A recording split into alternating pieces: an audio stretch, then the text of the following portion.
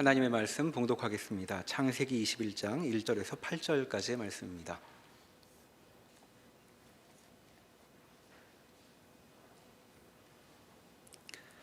여호와께서 말씀하신 대로 사라를 돌보셨고 여호와께서 말씀하신 대로 사라에게 행하셨으므로 사라가 임신하고 하나님이 말씀하신 시기가 되어 노년의 아브라함에게 아들을 낳으니 아브라함이 그에게 태어난 아들 곧 사라가 자기에게 낳은 아들을 이름하여 이삭이라 하였고 그 아들 이삭이 난 지 8일 만에 그가 하나님이 명령하신 대로 할례를 행하였더라. 아브라함이 그의 아들 이삭이 그에게 태어날 때에 100세라. 사라가 이르되 하나님이 나를 웃게 하시니 듣는 자가 다 나와 함께 웃으리로다. 또 이르되 사라가 자식들을 젖먹이겠다고 누가 아브라함에게 말하였으리오마는 아브라함의 노경에 내가 아들을 낳았도다 하니라. 아이가 자라매 젖을 떼고 이삭이 젖을 떼는 날에 아브라함이 큰 잔치를 베풀었더라. 아멘. 드디어 그 약속받은 아들이 태어납니다. 이 창세기 21장에 그 이삭이 태어나는 이 광경을 이제 보면 12장에서부터 이 약속이 예견된 것과는 좀 이렇게 어울리지 않게 굉장히 담담하게 기술하고 있다는 것을 이렇게 볼 수가 있죠. 생각해 보면 전에도 한번 말씀드린 적이 있습니다만 이 성경의 언어는 굉장히 담담합니다. 그래서 굉장히 묵직하고 이렇게 무섭죠. 아들이 드디어 태어났습니다. 아브라함이 100살, 사라가 사라가 90살인가? 99살인가 헷갈리네요. 90살. 굉장히 낳을 수 없는 그 나이에 하나님께서 그 사라에게 그리고 아브라함에게 아들을 이렇게 주시죠. 그래서 이제 5절에 보면 우리가 아까 읽었던 구절이죠. 아브라함이 그의 아들 이삭이 그에게 태어날 때 100세였다. 100살의 첫 아이를 이렇게 낳는 기분은 어떤 것일까요? 그리고 이제 6절에 사라는 이렇게 이야기하죠. 사라가 이르되 하나님이 나를 웃게 하신다. 그리고 듣는 자가 다 나와 함께 웃으리로다. 또 이르되 사라가 자식들을 젖먹이겠다고 누가 아브라함에게 말하였으리오마는, 그러니까 저 노인이 아무런 이제 생식 능력이 없는 다 이렇게 그런 능력이 다 사라진 나이 많은 사람들이 어떻게 이렇게 자식을 낳고 젖을 먹이고 하는 일이 가능하겠는가? 그런데 그 일이 실제로 일어났도다라고 이제 이야기를 하고 있는 것이죠. 그리고 아이는 자라고 젖을 떼고 그 이삭이 젖을 떼는 날에는 아브라함이 이제 큰 잔치를 이렇게 베풉니다. 자, 그런데 이 창세기 21장 1절에서 8절에 이제 이 내용이 하나님의 약속이 성취되고 아브라함과 사라의 그 소원이 이제 이루어지는 일인데, 그 앞뒤 이렇게 맥락을 보면 굉장히 혼란스러운 와중에 이제 일어납니다.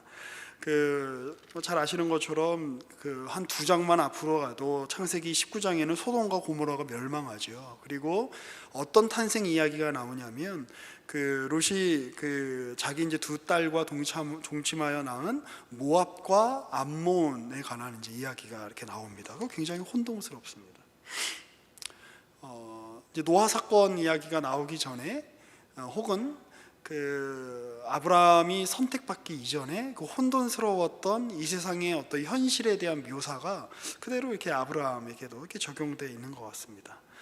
또 20장에는 어떤 내용이 있었습니까? 우리가 지난주에 살펴봤듯이 역시 아브라함은 또 이렇게 불안하고 이렇게 자기의 어떤 안전과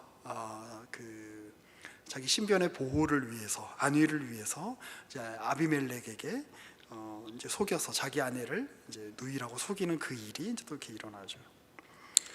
근데 우리가 읽었던 이제 이 구절 이제 이후에는 이제 다음 주에 살펴보시겠습니다만, 아브라함이 먼저 그 하갈을 통해서 낳았던 이스마엘이 이제 이삭을 학대하고 이삭을 놀리고 그 일 때문에 이제 이들이 쫓겨나는 이 혼돈의 가정사가 이렇게 펼쳐집니다. 그리고 이제 22장에 가면 그 유명한 그 자식을 번제로 바쳐라라고 하는 이제 명령이 이렇게 나오죠.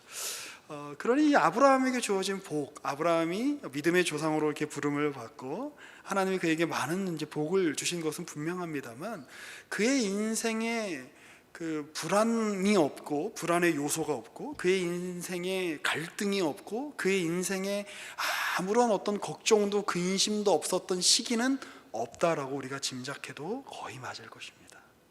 오히려 그는 혼란한 인생의 와중 가운데 그리고 자기 스스로도 자기 인생을 이렇게 아름답고 하나님 앞에 멋있게 이렇게 꾸려 나아가지 못하는 그 자신의 처지를 스스로도 알았을 텐데 아브라함도 혼란스럽죠. 사실은 굉장히 혼란스러운 그 인생의 여정을 이렇게 살고 있는데 여러분 100살의 아들이라니 굉장히 혼란스럽지 않았겠습니까? 저는 이 40대의 아들들을 키우는 것도 너무 힘들더라고요. 이렇게 몸이 따라주지 않아서 너무 힘든데 이 100살의 아들이라니 뭐 이렇게 약간 이렇게 가늠조차 이렇게 잘 되지 않습니다. 사람은 혼란스럽죠. 아브라함은 혼란스러운데 하나님은 하나님의 계획에 따라 아브라함의 인생 가운데서 일하고 계신다라고 하는 것이 바로 이 창세기에서 아브라함의 삶을 이렇게 길게 그리고 자세하게 이야기하고 있는 어떤 목적 같습니다.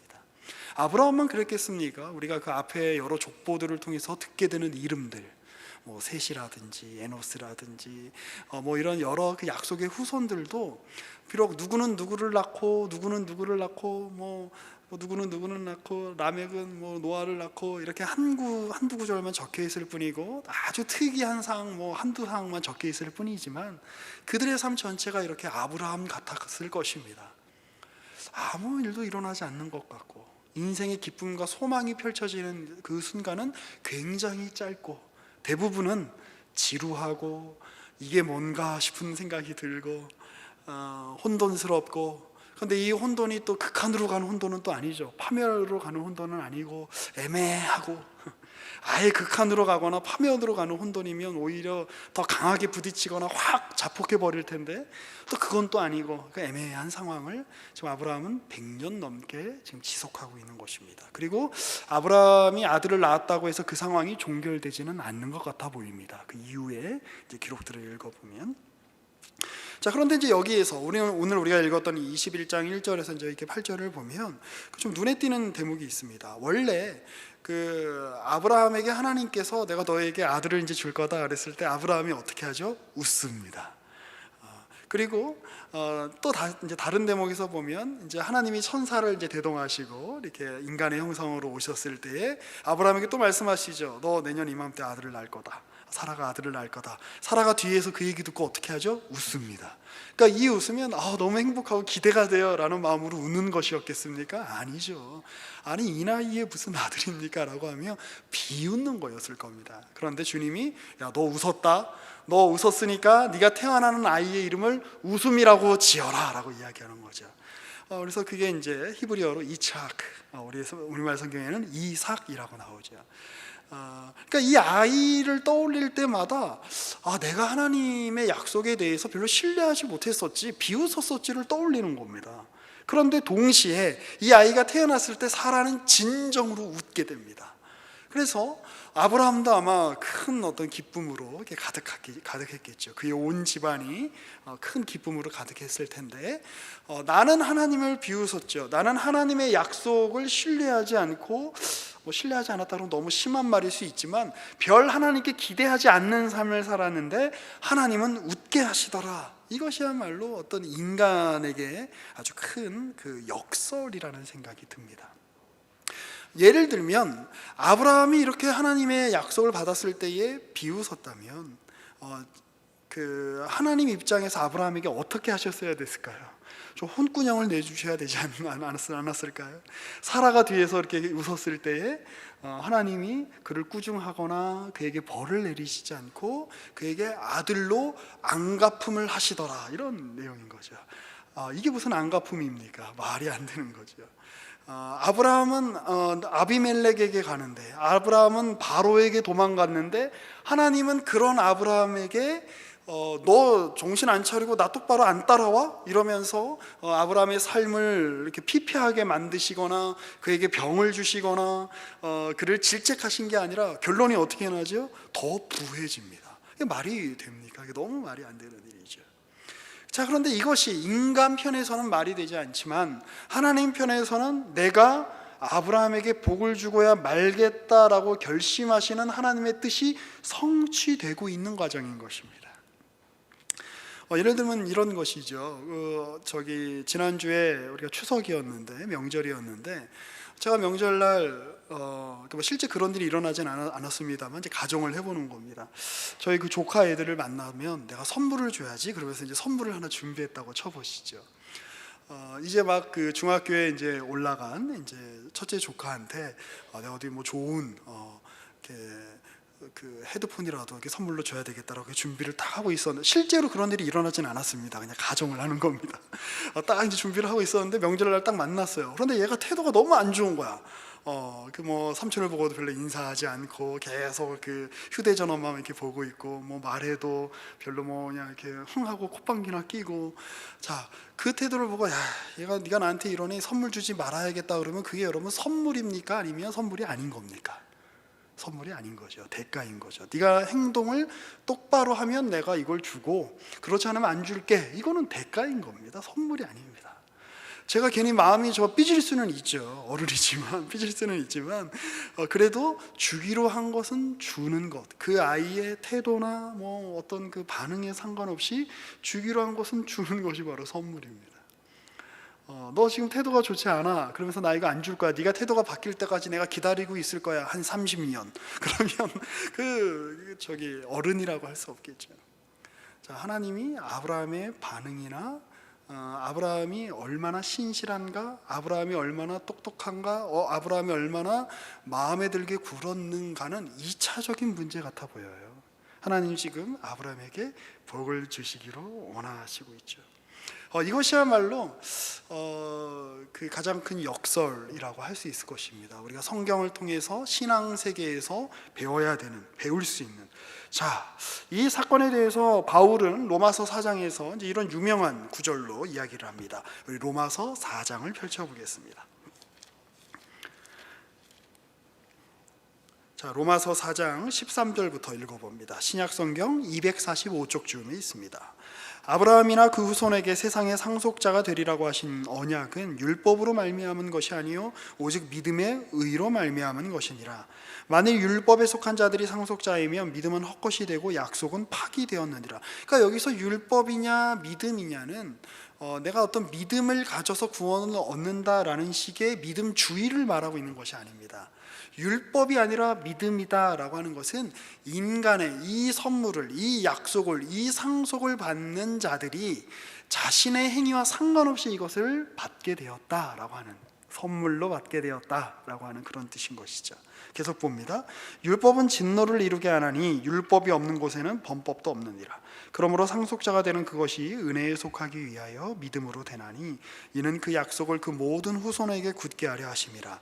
율법에 속한 자에게뿐만 아니라 아브라함의 믿음에 속한 자에게도 그러하니 아브라함은 우리 모든 사람의 조상이라. 그러니까 아브라함이 복을 받은 것은 아브라함의 후손 유대인이기 때문에 복을 받은 게 아니죠. 왜냐하면 아브라함의 후손은 아브라함보다 훨씬 이후에 나오는 사람들이 유대인, 이스라엘이잖아요. 아브라함의 후손이어서 아브라함으로 선택받은 게 아닙니다. 아브라함은 그냥 하나님의 전적인 은혜로 선택받은 것이죠. 우리가 그렇게 선택받게 되었다라는 그 얘기를 하고 있는 것입니다. 또 이어서 계속 볼까요? 기록된 바 내가 너를 많은 민족의 조상으로 세웠다 하신 것 같으니 그를 믿은 바 하나님은, 자, 이 부분입니다. 죽은 자를 살리시며 없는 것을 있는 것으로 부르시는 이시니라. 하나님이 이 아브라함을 부르셨고 그에게 아들을 주셨는데 100살이 되어 아들을 받았다는 게 무슨 뜻인 것입니까? 왜 100살까지 그럼 하나님이 아브라함에게 아들을 주시는 일을 지연시키셨을까요? 아브라함을 언제 부르셨는지 정확히 알 수 없지만 부르셨을 그 당시에 아들을 주셨다면 얼마나 아브라함이 마음이 편했겠습니까? 하나님은 아브라함의 마음이 일부러 불편하게 되기를 원하셨던 것일까요? 자, 그런데 이유가 있다라고 하는 것입니다. 좀 더 보죠. 아브라함이 바랄 수 없는 중에 바라고 믿었으니 이는 내 후손이 이 같으리라 하신 말씀대로 많은 민족의 조상이 되게 하려 하심이라. 여러분, 아브라함이 어떻게 안 믿을 수 있습니까? 그러니까 아브라함이 믿음이 좋은 사람이고 신실한 사람이어서 안 믿을 수 없었다는 뜻이 아니라 이게 하나님이 나에게 주신 약속이 맞나 싶어가지고 엉뚱한 행동을 하죠. 바로에게도 가고 뭐 하갈도 드리고 뭐 나중에 아비멜렉에게도 가고. 그런데 그때마다 누가 개입하시는 거예요? 하나님이 개입하셔서 아들은 지금 주시지 않는데, 지금 아들은 내 눈앞에 없는데 하나님의 개입이 너무 분명하니까 믿지 않을 수 없는 겁니다. 이해되십니까? 그리고 이제 뭐 하나님이 그렇게 나에게 약속을 하셨는데 이게 뭐 오늘이나 되려나 내일이나 되려나 이러고 있을 때 하나님이 어떻게 찾아오시는 겁니까? 인간의 형상으로. 왜 인간의 형상으로 오셨겠어요? 전능하신 하나님이, 시공을 초월하신 하나님이 아브라함에게, 예수께서 성육신 하셨을 때 그렇게 하셨던 것처럼 아브라함 수준에 맞게 말씀해 주시기 위해서, 그리고 특별히 그때 대목에는 또 사라에게 확신을 주시기 위해서 인간의 형상으로 오시는 것이죠. 그러니 이런 하나님을 어떻게 안 믿습니까? 이런 하나님을 어떻게 아브라함이 안 따를 수 있겠습니까? 하나님이 이렇게까지 밀당을 하시고, 하나님이 이렇게까지 끌어당기시고, 하나님이 이렇게까지 매력을 발하시는데, 하나님이 심지어 어떻게 하십니까? 소돔과 고모라의 멸망에 관한 이야기까지 하나님이 아브라함하고 논의하시잖아요. 내가 어떻게 이 아브라함하고 이걸 내가 숨기겠느냐라고 하며, 하나님이 얼마나 아브라함을 높게 평가하고 계시는 것입니까? 그러니 아브라함은 믿지 않을 수 없는 것이죠. 믿음이란 그런 겁니다. 내가 믿어야지 해서 믿는 것이 아니죠. 내가 사랑해야지 해서 어떤 자매를 사랑한다면, 어떤 형제를 사랑한다면 그건 좀 이상한 일입니다. 내가 사랑하는 감정과 의지가 먼저입니까? 아니면 그 존재와 대상이 내 눈앞에 나타나는 것이 먼저입니까? 후자가 당연히 먼저죠. 하나님이 아브라함 앞에 그렇게 일하고 계시니 아브라함은 믿을 수밖에 없는 것이죠. 그리고 하나님은 하나님의 때에 그 긴 기다림 속에 이제 그 사라의 태를 여셔서 아들을 주셨다라고 이야기하는데요. 19절입니다. 그가 100세나 되어 자기 몸이 죽은 것 같고 사라의 태가 죽은 것을 같음을 알고도 믿음이 약하여지지 아니하고 믿음이 없어 하나님의 약속을 의심하지 않고 믿음으로 견고하여져서 하나님께 영광을 돌리며 약속하신 그것을 또한 능히 이루실 줄을 확신하였으니 그러므로 그것이 그에게 의로 여겨졌느니라. 그러면 이 말씀을 통해서 보면 하나님이 아브라함에게 100세까지 아들을 주시는 일을 지연시키신 이유는 무엇입니까? 아브라함 안에 하나님을 믿는 의가 만들어지게 하기 위해서. 그러니 하나님이 그의 언약의 자손들에게 주시고자 하는 그 목적하는 최고의 내용이 무엇입니까? 눈에 보이는 가축이 아닙니다. 눈에 보이는 금은이 아닙니다. 눈에 보이는 많은 자녀가 아닙니다. 눈에 보이는 땅, 눈에 보이는 성, 눈에 보이는 어떤 성취가 아닙니다. 하나님 앞에 하나님을 온전히 의뢰하고 의지하는 한 인격을 만들어내는 것. 왜? 그것이야말로 하나님이 의롭다. 그것이야말로 내가 이 사람에게 복을 줄 내가 이 사람에게 준 복의 본질적인 내용이다라고 말씀하실 만한 유일한 것이기 때문에 그렇습니다. 여러분, 하나님께 귀한 것이 무엇일까요? 금과 은과 재물과 눈에 보이는 권력과 어떤 땅과 이런 것들은 인간 편에서 소중한 것들이죠. 하나님 없이도 그것들은 충분히 만들어내고 소유할 수 있는 것들입니다. 그러나 하나님께서만 주실 수 있는 것, 하나님께서만 만들어내실 수 있는 하나님, 우리 인간뿐만 아니라 하나님에게도 귀한 것, 그것이 무엇이겠습니까? 우리 안에, 인간 안에 피어오르는 하나님을 향한 소망, 사랑, 하나님을 향한 기대, 하나님을 향한 믿음, 하나님을 향한 갈망, 그것이야말로 하나님이 귀히 여기시는 것 아니시겠습니까?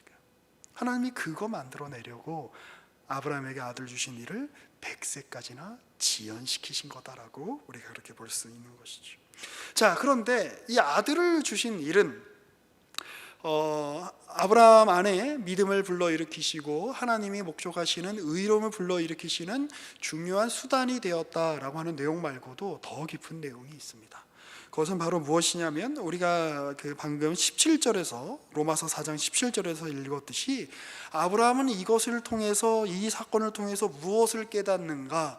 어떤 지혜를 가지게 됩니다. 지식을 가지게 됩니다. 그건 세상의 지식이나 지혜가 아닙니다. 이미 100세나 된 사람이에요. 양을 어떻게 하면 잘 키울 수 있을지, 돈을 어떻게 하면 더 모을 수 있을지는 충분히 지식을 갖고 있었던 상황입니다. 그가 갖게 된 지식은 인생의 본질적이고 가장 귀하고 가장 신앙의 핵심이 되는 지식인데, 그것은 바로 하나님께서 없는 것에서 있는 것을 만드실 수 있는 하나님, 하나님은 죽은 자를 살리시며 없는 것을 있는 것으로 부르시는 창조의 하나님이시다라는 얘기입니다. 그는 창조주 하나님을 알게 되는 것이지요. 하나님이 얼마나 놀라운 분이신가. 무로부터의 창조, 그리고 아무것도 없던 것으로부터의, 하나님을 대적하는 것으로부터의, 죽음이 모든 것을 삼키는 것으로부터 하나님이 부활을 일으키시고, 그 죽음의 그 앞선 세력, 인간의 그 앞선 거부, 인간의 그 앞선 그 마음의 장벽 하나님이 무너뜨리시고 그들에게 구원을 허락하시고 그들의 삶을 완성시키신다는, 하나님은 인간의 방해를 받지 않으신다는, 하나님은 그 어떤 피조물이나 자연의 방해를 받지 않으신다는, 하나님은 역사나 시간이나 공간의 방해를 받지 않으시고 하나님의 뜻을 이루어내고야 마신다는 그 역설의 하나님을 지금 아브라함은 발견하고 있는 것입니다. 자, 그래서 우리는 아브라함을 읽을 때 무엇을 발견하는가, 무엇을 깨닫게 되는가? 말이 되는 것의 감옥에서 벗어나게 됩니다. 우리는요, 내 편에서 말이 되는 것이 아니면 받아들이지 못하는 나쁜 습성을 가지고 있습니다. 그런데 하나님은 아브라함 생에 일어난 이 사건을 통해서 그거를 철저하게 깨시는 거죠. 말이 안 되는 일이 일어난다. 인생은 그런 거다. 신앙은 그런 거다. 하나님과 함께 걷는 삶은 그런 거다.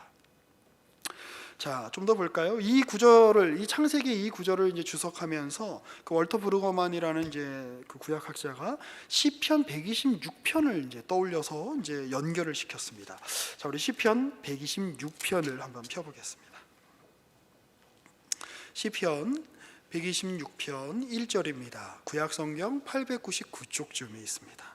이 시편 126편은 히브리어 제목은 성전에 올라가는 노래라고 이렇게 되어 있고, 그 내용을 보면 포로 생활에서 귀환한 사람들의 어떤 심정과 고백이 담겨 있는 그 시입니다.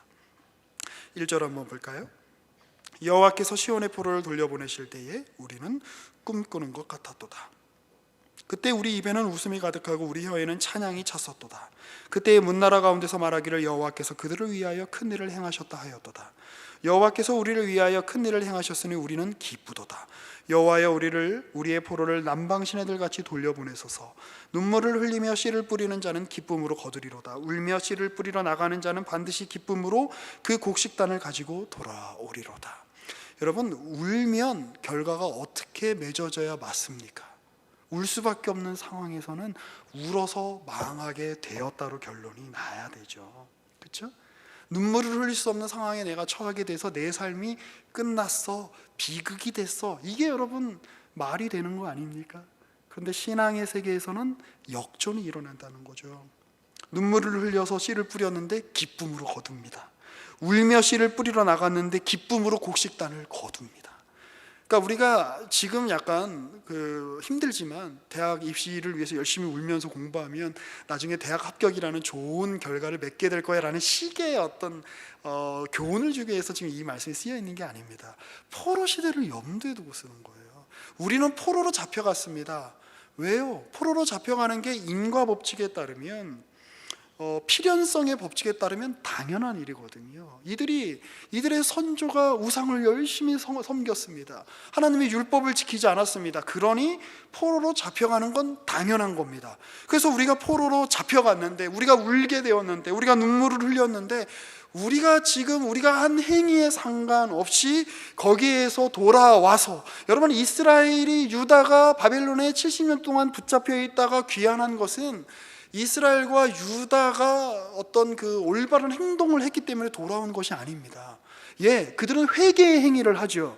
나중에 그 다니엘서 9장 같은 데 보면 회개의 기도가 나오고, 에스라 9장이나 느헤미야 9장에도 보면 그들이 함께 회개하며 하나님 앞에 돌이키는 장면들이 나오는데, 그들이 그렇게 할 수 있었던 이유는 애초에 다니엘이 주님, 우리 민족이 죄를 저질렀습니다, 주님 우리를 용서해 주십시오, 주의 성전 예루살렘을 회복시켜 주십시오, 이 기도를 할 수 있었던 이유는 뭐냐면 선지자 예레미야의 글을 읽거든요. 그러니까 이미 포로로 잡혀가기 전에 하나님은 예레미야를 통해서 너희의 포로로 잡혀가는 기간이 70년이 될 거다라고 정해 놓으십니다. 그러니까 하나님이 미리 정하셨다는 건 뭐냐면, 이들이 어떤 노력을 통해서 이들에게 이들의 행위가 근거가 되어서 이들이 포로 생활에서 돌아오는 것이 아니라, 하나님이 하나님의 때에 이들을 다시 회복시키실 거다, 이들의 회복은 전적인 하나님의 능력이요 은혜이다, 그 말을 하고 있는 거예요. 그런데 이제 놀라운 것은 그런 하나님의 말씀을 듣고 어떤 사람들이 생겨나는 겁니까? 다니엘처럼 자신의 땅의 회복을 위해서 기도하는 사람들이 생기는 것이지요. 느헤미야처럼 성벽의 복권을 위해서 기도하고 애쓰는 사람들이 생기는 것이고, 에스라처럼 하나님의 말씀의 부흥을 위해서 애쓰고 하나님의 말씀을 다시 들려줄 책임을 지고 그 땅에 와서 사역하는 사람들이 생겨나는 것입니다. 하나님이 먼저 일하시죠. 하나님이 먼저 은혜를 베푸시죠. 그리고 그 하나님의 은혜와 역사에 반응하여 인간의 반응, 하나님이 부르신 이들의 하나님이 택하신 이들의 참된 반응이 그렇게 일어나는 것입니다. 자, 특별히 여기 126편 1절에서 여호와께서 시온의 포로를 돌려보내실 때에 라는 이 표현이 있죠. 이것은 무엇입니까? 이들은 원래 필연성의 법칙에 따르면, 인과율의 법칙에 따르면 계속해서 포로로 잡혀있던 거 거기서 망해야 맞는 민족이었습니다. 근데 하나님이 그렇게 안 하시고 그들을 끄집어내시더라. 마치 어떻게 해요? 하나님이 모세의 때에 애굽에서 종살이하던 이스라엘 사람들을 끄집어내듯이. 여러분, 누가 하나님 앞에 율법을 지켰겠습니까? 그 당시 모세조차도 하나님 앞에 제대로 된 행위를 보여주지 않았습니다. 그런데 하나님이 모세를 세워서 그들을 꺼낸 이유는 누구 때문이라고요? 아브라함과 한 언약 때문에, 이삭과 야곱과 한 언약 때문에, 하나님이 하신 언약에 스스로 하나님이 자신의 명예를 걸고 이들을 끄집어내는 거죠. 그러니까 이들 입장에서는 전적인 하나님의 은혜죠. 인과율의 법칙에 따르면, 필연성의 법칙에 따르면 이들은 애굽을 탈출할 수 있는 능력이나 원인이나 힘이나 그런 것들을 전혀 가지고 있지 않던 사람들입니다. 노예예요. 그런데 그들이 애굽에서 빠져나오죠. 그걸 깨기 위해 애굽이라고 하는 그 필연성의 왕궁, 애굽이라고 하는 그 인과율의 세계를 깨기 위해 하나님이 열재앙이라고 하는 예외적인 일들을 통해서 하나님이 그의 백성을 구출해내고 계시는 것 아니십니까? 여기 이 시편 126편 1절에도 의하면 포로를 돌리시는 행위야말로 필연성과 인과율의 왕궁에 갇혀있는 자들의 포로의 상황이 끝났다라고 하나님이 그들에게 선언하고 계시는 거죠. 그렇습니다. 신앙은, 그리고 하나님이 만들어내시는 현실은 이렇게 말이 되지 않는 것이죠. 제가 제일 말이 안 되는 것 중에 하나가 이거라고 생각합니다. 남녀가 만나서 사랑을 하게 되죠. 결혼을 하고 사랑을 하고, 그래서 애가 나오는 걸 보면 이해가 되지 않아요. 왜냐하면 사랑을 하는 행위는 철저하게 이기적인 행위처럼 느껴지거든요. 내가 좋고 내가 사랑하고 내 마음의 어떤 그 욕망과 어떤 그 본능적인 어떤 것을 또 상대를 통해서 함께 같이 충족하고, 그런데 그 일이 어떻게 내가 그 대상에게 한없이 사랑을 줄 수밖에 없는, 그리고 완전히 헌신할 수밖에 없는, 그래서 내 시간과 내 편함과 내가 누리는 어떤 그 기존의 어떤 세계가 완전히 바뀌어져 버리게 되는 아이의 탄생으로 이어진단 말입니까? 논리적으로 연결이 되지 않습니다. 필연적으로 연결되지 않습니다. 아이가 태어나는 사건은 굉장히 말이 안 되는 일이거든요. 그런데 그 일을 통해 우리는 새로운 세계로 진입하게 됩니다. 새로운 것들을 경험하게 됩니다. 이러한 역설을 헤아리는 것이 저는 바로 우리가 사는 삶의 전체성을 인식하는 어떤 방편이다, 그렇게 생각을 합니다. 그 사람이 제일 인지하기 어려운 게 전체성이라고 그러죠. 그래서 인류의 모든 영역에, 모든 학문 영역의 위대한 학자들을 보면 뭐라 그럴까요? 약간 자기 눈앞의 것만 이렇게 분석하고 헤아리는 것이 아니라 왜 내가 이딴 식으로 분석하지? 왜 내가 이런 식으로 생각하지? 왜 내가 이런 식으로 판단하지? 라고 하는 식의 일종의 그 메타 인지가 좀 이렇게 발달했던 사람들이었다라는 것을 이렇게 헤아리게 되죠. 그런데 전체성을 인식하지 않으면 여러분, 우리가 나 스스로를 벗어나는 자기 초월이나 자기 갱신이라는 것은 불가능해 보입니다. 왜요? 사람은 자기가 익숙한 대로 행동하고 익숙한 대로 보고 익숙한 대로 해석하기 마련이기 때문입니다. 제가 그래서 가끔 보면 우리 청년분들께서 우리 조모임 할 때 미안합니다. 보면 이럴 거면 조모임을 왜 하지? 이런 생각이 들 때가 있어요. 보면 본문 내용과는 상관없이 맨날 똑같은 얘기를 할 때가 있죠. 아니면 내 앞에 있는 사람이 누구인지, 그 사람이 어떤 얘기를 하는지, 어떤 어려움이 있는지 상관없이 그냥 테이프 틀어놓듯이 옛날 지나간 그 흘러간 그 유행가 계속 틀어놓듯이 자기 얘기만 이렇게 반복하는 리더나 자기 얘기만 이렇게 반복하는 이제 조언들을 이렇게 가끔 보게 됩니다. 물론 이제 그 과정을 통해서도 어떤 성장이 일어날 거라고 이렇게 생각을 합니다만, 그것은 그럴 거면 사실 성경을 읽을 필요가 없어요. 신앙서적을 읽을 필요도 없고, 자기가 그 기존에 알고 있던 몇 가지 책의 그 내용을 가지고 계속 쳇바퀴 돌듯이 똑같은 얘기만 하고 똑같은 해석만 하고 똑같은 경험만 이야기하고, 왜 그런 사람들이 있죠. 뭐 제 설교도 그런 게 아닐까 싶어서 약간 의심스럽긴 한데 자기 얘기를 벗어나기 위해서는 그 전체성을 이렇게 조망하는 어떤 그 안목이 이렇게 필요합니다. 내가 전부가 아니구나. 내가 보는 게 전부가 아니구나. 여러분, 그래서 제가 가끔 뭐 이렇게 말씀드리고 싶은데, 저희 청년이부 지체들한테는 그렇게 이야기하는데, 뭐 꼭 우리 교회만 안 나오셔도 괜찮아요. 뭐 옆에 저 옆 동네에 있는 교회도 좀 가보시고 다른 데는 설교를 어떻게, 내가 보는 이 세계가, 교회가 이게 전부다라고 생각하면 좀 곤란하죠. 우리가 경험하는 신앙세계가 이게 전부다라고 생각하면 좀 곤란하죠. 자, 그런데 하나님이 아브라함에게 도대체 무슨 일을 하신 걸까요?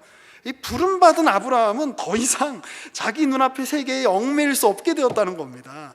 그는 더 이상 갈대아 우르라고 하는 그 당시 인류 최고의 도시예요. 지금 고고학자들이 발굴한 바에 의하면. 그렇지만 그 자기 충족적인 체계 속에서 뭐 도시라는 게 그렇지 않습니까? 우리가 그냥 다야. 이 안에 있으면 충분해. 이 안에 있으면 어디 뭐 새로운 걸 갈 필요도 없어. 여기서 우리는 그냥 잘 살 수 있어라고 하는 그 한계를 주님이 끊어버리시는 거죠. 야, 우르 말고 새로운 땅이 있다. 가나안으로 가자. 이런 땅이 있구나. 나는 우르가 전부인 줄 알았는데, 근데 보니까 우르에서 나와서 처음에 하란으로 갔단 말이죠, 가족들하고. 그러니까 하란도 나쁘지 않거든요. 그냥 여기서 그냥 이렇게 정주하면서 안주하면서 살고 싶은데 하나님이 그렇게 안 하시죠. 너 여기 머물지 말고 가자. 가나안으로 가자. 가나안이라는 땅에 가서 새로운 땅에 가게 되면 새로운 사람들을 만나게 되고, 말이 다른 사람들, 풍습이 다른 사람들, 그리고 내게 익숙하지 않은 환경에 처하게 되면 다른 사람이 될 확률이 더 높게 되는 것이죠. 왜요? 보이는 게 다르기 때문입니다. 보이는 게 다르기 때문입니다. 그래서 세계를 보던 지난 과거의 방식을 넘어서게 됩니다. 우리 모두가 소망하는 거 아닙니까? 지난 나로부터, 사람이 자기 자신을 넘어서는 게 제일 어려운데, 과거의 나로부터 벗어날 수 있는 길을 바로 하나님께서 그 아브라함을 몰아가심으로 그에게 허락하시는 거죠. 그리고 그것의 대명사가 누구인 거예요? 이삭인 거예요. 이삭이 태어났을 때부터 아브라함 마음 안에, 제가 아브라함이라면 이런 마음이 들 거예요. 얘는 뭐지? 아니, 왜 나왔지? 아니, 나도 살아도 지금 애를 낳을 수 있는 상황이 아닌데 얘는 도대체 뭐지? 내가 왜 이렇게 다른 사람은 경험하지 못한 이 기이한 일을 나는 왜 경험하는 걸까? 애가 태어나서 너무 기쁘고 좋은데, 내가 100살이 된 이때 내가 애 기저귀를 갈고 뭐 애 우는 소리에 깨고 너무 피곤하단 말이죠. 기존의 삶에서 100년 동안 지속해왔던 삶에서 그런 삶과는 완전 다른 새로운 삶을 살게 되었단 말이죠. 얘는 뭐지? 그걸 통해 아브라함은 그 이전과는 다른 어떤 존재로 넘어가게 되는 것이죠. 성경은 하나님을 끊임없이 공간과 시간을 넘어서 역사하는 분으로 설명합니다. 자, 성경에 족보 얘기 많이 나오죠? 누구는 누구를 낳고 뭡니까? 하나님이 시간을 넘어서 일하신다는 거예요. 여러분, 하나님이 우리 시대에만 일하신다고 생각하면 곤란해요. 아니, 좀 더 좀 직접적으로 얘기해서 여러분, 이 세계에는 우리 세대만 있는 게 아니라 우리 이전 세대도 있고 우리 다음 세대도 있다는 인식이 너무나 중요합니다. 특히 요즘 같은 시대에는 더 중요해 보입니다. 자, 우르에서 가나안 땅으로 가요. 무엇입니까? 하나님은 공간을 넘어서 일하시는 하나님이시다 라는 것을 보여주시죠. 그래서 익숙한 시간, 익숙한 공간으로 묶여있는 세상과 인간이 만들어낸 필연성의 사슬을 깨시는 분이 누구냐? 바로 하나님이시다라고 하는 것이죠.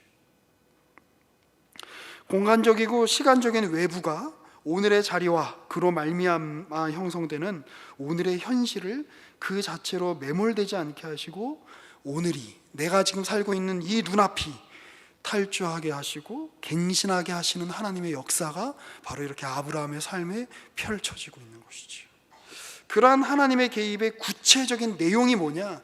여러분, 새로운 세대가 날마다 펼쳐진다는 겁니다. 미래가 우리 손앞에 잡히지 않는다는 겁니다. 내일 무슨 일이 일어날지 우리 중에 알 수 있는 사람이 없습니다. 그런데 그 내일은 누가 가지고 오시는 거죠? 하나님이 가지고 오심으로 말미암아 어제와 오늘로부터 익숙해진 이 나로부터 새로운 현실, 새로운 내일, 새로운 내용들로 펼쳐지는, 새로운 사람들로 펼쳐지는 내일이라는 그 현실을 통해 오늘의 나를 벗어나게 만드시는 거죠. 사람이 아무리 많은 성취를 이뤘다라고 할지라도, 사람이 아무리 다른 사람들이 보기에 부러워할 만한 성취를 이뤘다고 할지라도 과거에 머물러 있는 사람은 죽은 사람입니다.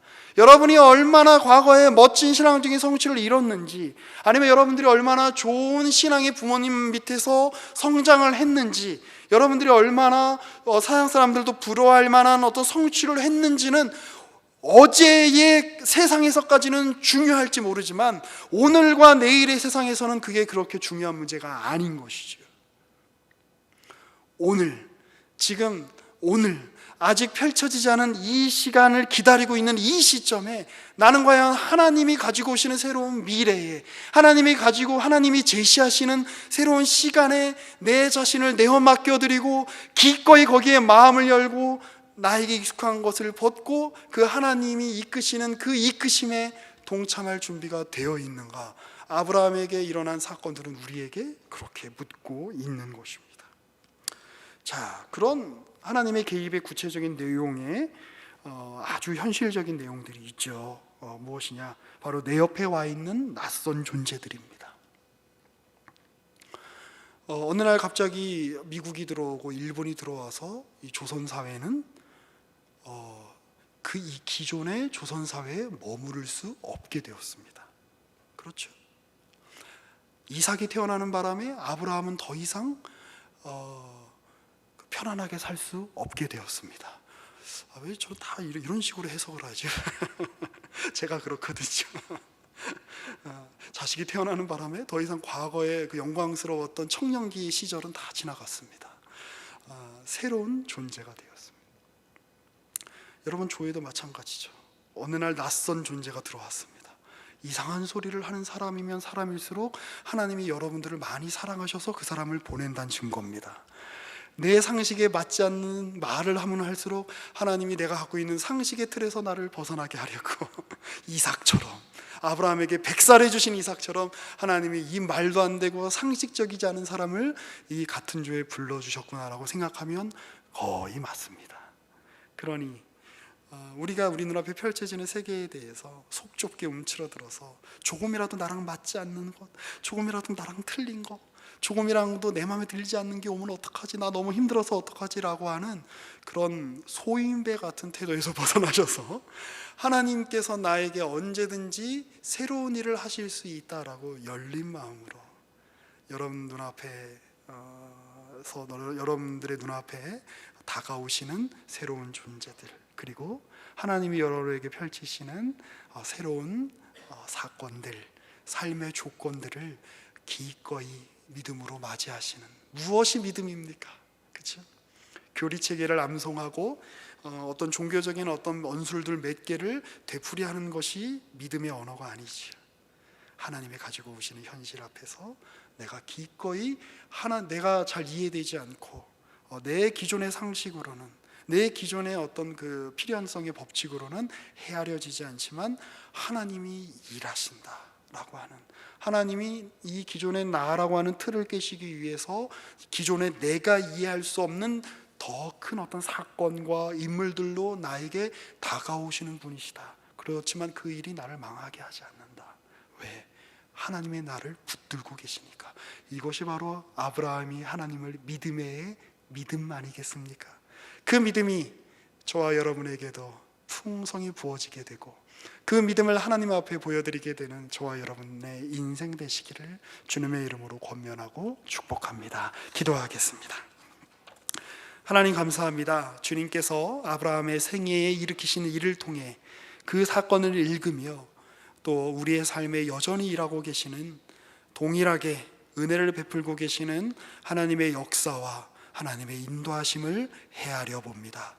주님, 때로는 주님이 우리로 하여금 겪게 하시는 일들이 우리의 상식에, 우리의 이치에 닿지 않아, 맞지 않아 우리가 심히 괴롭고 고통스러울 때가 있습니다.